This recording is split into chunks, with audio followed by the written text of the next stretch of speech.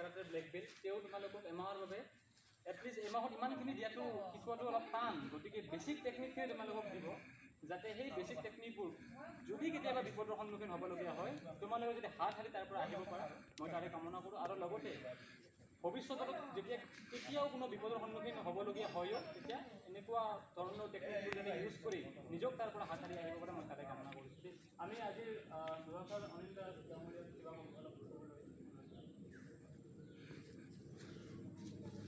সকলোৰে শ্ৰদ্ধাৰ উদ্যোক্তাসকল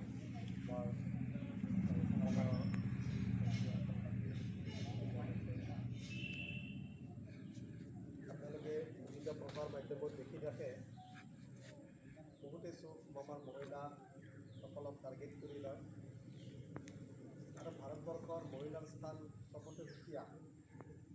ভাৰতবৰ্ষখনকে আমি আহি মাতৃ বুলি জ্ঞান কৰোঁ, ভাৰত মাতা বুলি। বাকী যিমান নদী আছে প্ৰায়বিলাক আমি আৰু যিমান আমাৰ আৰাধনাৰ দেৱ দেৱী আছে, বিশেষকৈ দেৱীসকলক আমি জানো, আমি ভাৰতত বিশেষ সন্মান আৰু স্থানৰ অধিকাৰ দি আহিছোঁ। আৰু এটা কথা ঠিক, ক্ৰমান্বয়ে আজিৰ পৰিস্থিতিটো ঢুকি লৈ পৰিছে। শত্ৰু ক'ত পিয়াপি উঠি থাকে কোনেও ক'ব নোৱাৰে।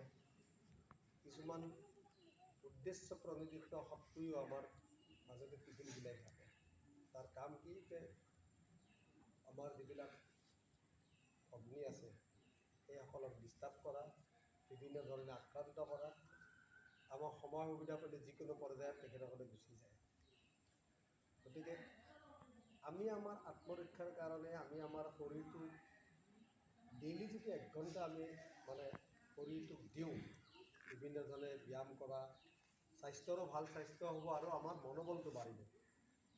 আমি 1 ঘণ্টা দিয়ে বাকী 23 ঘণ্টা আমাক সেই 1 ঘণ্টাই চলাই থাকিব আৰু এটা মনত যুঁজ থাকোঁ, মই এইটো কৰিম, মই এইটো জানো আছোঁ, এতিয়া মই এইখিনি কমচে কম ডিফেন্স দিব পাৰিম, কমচে কম কিবা এটা নিজৰ আত্মৰক্ষাৰ কাৰণে কৰিব পাৰিম, এই আত্মবিশ্বাসটো গঢ় লৈ উঠে। আৰু এনেও আমি স্বাস্থ্যটো ঠিক ঠাক ৰখাৰ সদায় এটা যত্ন কৰিব লাগে। ক'ভিডেও আমাক বহুত কথা শিকাইছে, কেনেকৈ স্বাস্থ্যৰ আমি অনুশীলন কৰিব লাগে সুস্বাস্থ্যৰ কাৰণে। আৰু যিটো আমাৰ আজি শিক্ষক ডাঙৰীয়া আহিছে, তেখেত ব্লেক বেল্ট বিভিন্ন আদব কাইদা শিকাব। কমচে কম আমি 1 মাহততো বহুত শিকিব নোৱাৰোঁ, কিন্তু সেই 1 মাহত যিখিনি কোৰ্চ দিব তাৰ ওপৰত ভিত্তি কৰি আমি যদি আৰু নিজে আৰু ঘৰত চেষ্টা কৰোঁ, হয়তো আমি কিছু পৰিমাণে আমি সফল হ'ব পাৰিম। মই ভাবোঁ আজিৰ এই উদ্যোক্তাসকলে তেখেতসকলে বহুত ধৰণৰ এনেকুৱা বয়সত মানুহবিলাকে বিভিন্ন ধৰণৰ কাম কৰি ফুৰে, এনেকুৱা বয়সত নিজক সংযত কৰা ইমান হেৰি নহয়, সহজ নহয়। তেখেতসকলে এতিয়া গুৰজাৰ নামঘৰত গৈ পেলাই চাফাই অভিযান স্বচ্ছতা দিশত অগ্ৰসৰ হৈছে। আৰু উদ্যোক্তাসকলে কি নাম দিছে ময়ো নাজানো, তেখেতসকলৰ নামটো কি কি বেনাৰ কাৰাটে বিনামূলীয়া প্ৰশিক্ষণ শিবিৰ বুলি আছে, বেলেগ একো আমাৰ তোমালোকৰ অনুষ্ঠানে কাৰাটে বিনামূলীয়া প্ৰশিক্ষণ শিবিৰ। আৰু এই যে উদ্যোগ লৈছে তেখেতসকলক ভগৱানে শক্তি প্ৰদান কৰক, যাতে এনেকুৱা উদ্যম সমাজত ভাল কৰা মানুহ আছে চিন্তাচাৰ। আজি আমাৰ চৰকাৰ অহাৰ পাছৰ পৰা দেখিছে ড্ৰাগছৰ প্ৰয়োভৰ ভৰি পৰিছে, সদায় কোটি কোটি টকাৰ ড্ৰাগছ ধৰিছে, সেইবিলাক খাই আজি আমাৰ যুৱ সমাজক বিপদে পৰিচালনা কৰি আছে। এই সময়তে একচাম যুৱকে সমাজৰ ভাল কাম কৰিবলৈ আগবাঢ়ি অহাটো সমাজৰ কাৰণে শুভ লক্ষণ। আৰু আমি আশা কৰিছোঁ তেখেতসকলক হতা নকৰিব। মই আজি আৰু গ'লোঁ আৰু তাৰপিছত নাহোঁ, আৰু আজি আমি ইমান কেইজন আছোঁ, ক্ৰমান্বয়ে হ্ৰাস হৈ যাব নালাগে, ক্ৰমান্বয়ে লগৰবিলাকক ক'ব লাগে, নহয় আমি এটা বাহিনী কাম কৰিম, আমি পাটবাউসী অঞ্চলত এটা বেটেলিয়ন, আমি পাটবাউসী সুৰক্ষা দিম। আৰু এই পাটবাউসীকে যথেষ্ট গুৰুত্ব দি আছে, আমাৰ এটা সত্ৰীয়া পৰম্পৰা আছে। আৰু অনতিপলমে মই এই পাটবাউসীত একদম বটত ডোবাৰ নিচিনা ডাঙৰ ডাঙৰ প্ৰজেক্ট হ'ব।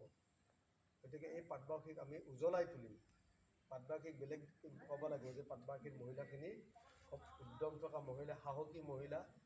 আৰু এনেধৰণৰ পাটবাউসীৰ যিটো গৌৰৱ, আমাৰ ইয়াতে দুজনা গুৰুৰ মিলন তীৰ্থ এইখন, গতিকে এই গৌৰৱ আমি অক্ষুণ্ণ ৰাখিম। আৰু আজি যিমান জনাইছোঁ কালি আৰু বাঢ়িব লাগে, তাৰ 5 দিন পিছত বা 20 দিন পিছত আৰু নতুন 50 জন আহিলে অসুবিধা হ'ব শিকোৱা। গতিকে আজিৰ পৰা যিকেইজন থাকিব আৰু কালি কম বেছি আহিব, ৰিক্ৰুইটমেণ্ট লৈ সকলোৱে নাম এড্ৰেছ লৈ সময়ে সময়ে আৰু প্ৰশিক্ষণ দিয়াৰ ব্যৱস্থা কৰা হ'ব। আৰু এটা কথা ঠিক, এতিয়া বহুত পুলিচত চাকৰি ওলাব, বিভিন্ন ধৰণে আমাৰ দৌৰা প্ৰতিযোগিতা হ'ব। পুলিচৰ চাকৰিবিলাক ৰিটাৰ্ণটোততো পাছ কৰে সাধাৰণতে, কিন্তু এই যে দৌৰা দৌৰি কৰে কাৰবাৰটো বহুতে পিছ পৰিব, আৰু সেইটোত কোনেও ঠগাব নোৱাৰে। কেতিয়াবা চাকৰিৰ ক্ষেত্ৰত মকৰৰ ক্ষেত্ৰত বিভিন্ন ধৰণৰ পন্থা লয়, কিন্তু এইটোত কিন্তু আমাৰ গতিকে আমাৰ পৰা যদি কোনোবাই ভাবি আছে যে মই অলপ ডিফেন্সত চাকৰি কৰিম, সেই মাৰ্চিয়েল আৰ্ট বা এইবিলাকত খুব দৰকাৰ। আৰু সেই ধৈৰ্যটো লাগিব, সাহসটো লাগিব, আৰু এই অঞ্চলত পৰাই এই নতুন এটা বাট নতুন বাট এটা তৈয়াৰ হ'ব। বাকীবিলাকে ক'ব পাৰিব যে পাটবাহী ছোৱালীৰ নিচিনা আমিও এটা জাগৰণ আনিবলৈ চেষ্টা কৰিম। এই কথাখিনি অব্যাহত থাকক। মোৰ মৰমৰ শ্ৰদ্ধাৰ ভণ্টিসকলে তেখেতসকলৰ যিটো আগ্ৰহ, ইমান বাহিৰৰ পৰা আহি তেখেতসকলে এটা ইনিচিয়েটিভ লৈছে, তেখেতসকলৰ আগ্ৰহকো সন্মান দিয়ক। তেখেতসকলে এইখিনি টাইমত বহুত কিবা কিবি কৰিব পাৰিলে হয়, কিন্তু সমাজৰ ভাল কাম কৰিম বুলি স্বইচ্ছাই আহিছে। আৰু ইয়াতে আমাৰ প্ৰশিক্ষণ দিব। এনেই নিজাববীয়াকৈ প্ৰশিক্ষণ ল'বলৈ গ'লে বহুত টকা পইচাৰো প্ৰয়োজন হয়, কিন্তু একজন আমাৰ সকলোৰে চিনাকি তেখেতসকলে আহিছে, সুন্দৰ খেলত পাৰ্গত, তেখেতে সাংবাদিকতাও কৰে। আৰু দিগন্ত আহিছে, আমাৰ বাকী সাংবাদিকবিলাকো আহিছে, কাৰণ এই কামটোত তেখেতসকলে দেখিছে যে এইটো এটা ভাল কাম। আৰু এনেধৰণে প্ৰচাৰ মাধ্যমেদি তেখেতসকলে প্ৰচাৰ কৰিব, যাতে বেলেগত থকা ভগ্নীসকলে ভাবে যে আমি হৈছি। গতিকে এই কথাখিনি মনত ৰাখি আজিৰ পৰা কণ্টিনিউৱাছ, আজি আমি ইটো হাতীত যদি চাৰিজন, এই চাৰিজনে কণ্টিনিউৱাছ একমাহলৈ থাকিব। আৰু যদি তেখেতসকলে প্ৰয়োজন ভাবে, যদি উৎসাহ উদগনি পায়, তেখেতেও যদি আত্মসন্তুষ্টি পায়, হয়তো কিবা কাৰণত আৰু একমাহ বঢ়াই দিব পাৰে। গতিকে এই তেখেতসকলৰ আশাৰ যিখিনি ভৰসাখিনি যিখিনি কৰিছে, তাক সন্মান জনাই আমি সদায় ইয়াতে এটা নিৰ্দিষ্ট টাইম থাকিব, 1 ঘণ্টালৈকে, ইভিনিং হওক পুৱা হওক, এলাহ নকৰিব। 1 ঘণ্টাই আমাক 24 ঘণ্টা চলাব, মনত বিৰাট সাহস দিয়ে। মই নিজেও সদায় মই ব্যায়াম কৰোঁ, আজিৰ পৰা নহয়, মই 85ৰ পৰাই ব্যায়াম কৰোঁ। তাৰে আগৰ পৰাও ব্যায়াম কৰিছোঁ, ৰিং কৰিছিলোঁ, কিবা কৰিছিলোঁ। মই এই কিবা কিবি ব্যায়াম কৰাৰ কাৰণে এটা টাইমত সৰুতে মই ওদালগুৰি বজাৰত গৈছিলোঁ, 1 মাহ থাকি আহিছিলোঁ গৰমৰ বন্ধৰ দিনত। মোৰ জেঠাহঁতৰ ঘৰত সিহঁতে ব্যায়াম কৰে, মোৰ ইয়াতে অসুবিধা এইবিলাক নাপাওঁ, গতিকে তাতে যাওঁ। গতিকে সেইকাৰণে অলপ নিজৰ সৌন্দৰ্যটো বাঢ়ি যায়, স্বাস্থ্য বাঢ়ি যায়, মন ভাল হয়। এই কথাখিনি মই নিজে ব্যক্তিগতভাৱে জানো। আৰু সেইকাৰণে আমাকো কেতিয়াবা অনিন্দাৰ বয়স কিমান হৈছেনো, মই যদি কওঁ মোৰ বয়স আজি 54, নহয় মিছা হৈছে কিজানি। মই গৌৰৱ কৰি নকৰোঁ, মানুহৰ ক'ত কি আৰু কেতিয়াবা লেঠা কেঠা লাগে, কিন্তু সদায় যদি ব্যায়াম আমি কৰোঁ, সময় স্বাস্থ্যৰ যতন লওঁ, তেনেহ'লে আমি একজন সুনাগৰিক নাগৰিক হিচাপে বাচি থাকিব পাৰিম। আৰু ব্যায়াম কৰা মানুহবিলাকৰ মনতো এটা ভাল চিন্তা আহি থাকে সদায়। এই কথাটো নিজে নিজে অনুভৱ কৰা কথা। গতিকে ব্যায়াম কৰিলে কি লাভ হয়, বহুত কথা নিজে নিজে অনুভৱ কৰা যাব।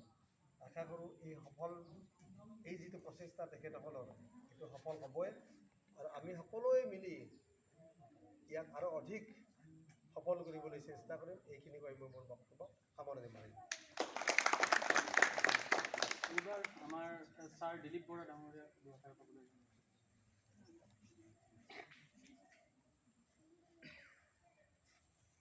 চৰ্দাৰ